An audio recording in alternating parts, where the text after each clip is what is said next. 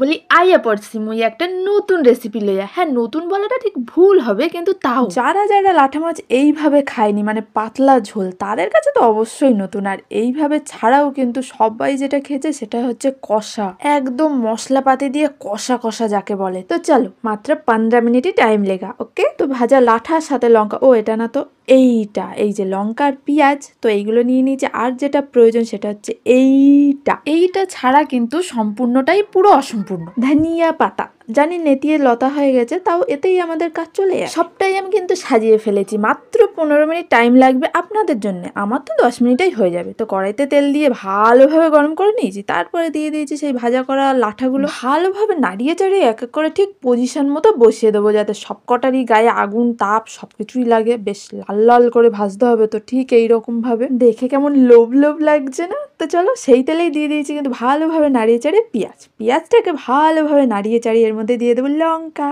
এই লঙ্কাগুলোকে ভালোভাবে পেঁয়াজের সাথে নাড়িয়ে চাড়িয়ে তার মধ্যে দিয়ে দেবো লবণ, তার মধ্যে হলুদ। এবারে এই যে জিনিসগুলো তৈরি হইতেছে না, এগুলো করে লাল লাল করে ভাজলে হইব না।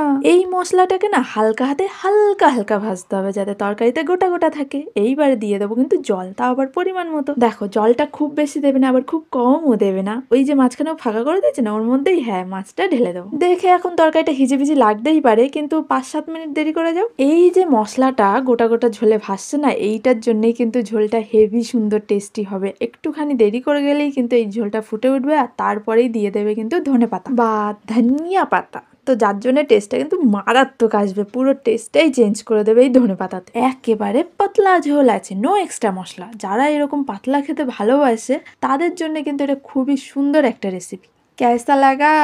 আর কেমন হয়েছে সবাই একটু কমেন্টে সত্যি করে বলো তো। আরে দেখতে খেতে কেমন হবে সে তো তোমাদের বাড়িতেই করে খেয়ে দেখতে হবে। ঠিক যেভাবে করলাম এইভাবেই করে খেয়ে দেখবে। আরে এত সুন্দর আর এত ইজি রান্না, একবারটিও কি করে খাবে না? যেমন সুন্দর দেখতে হয়েছে, খেতেও কিন্তু ভীষণ টেস্টি হয়েছে এই পাতলা ঝোল। আচ্ছা, কেমন হয়েছে সেটা কিন্তু অবশ্যই কমেন্ট করে জানাবে। আর যদি পারো তাহলে একটু লাইক ফাইক করে দিও, আমাদের পাশে থেকো, ঠিক আছে?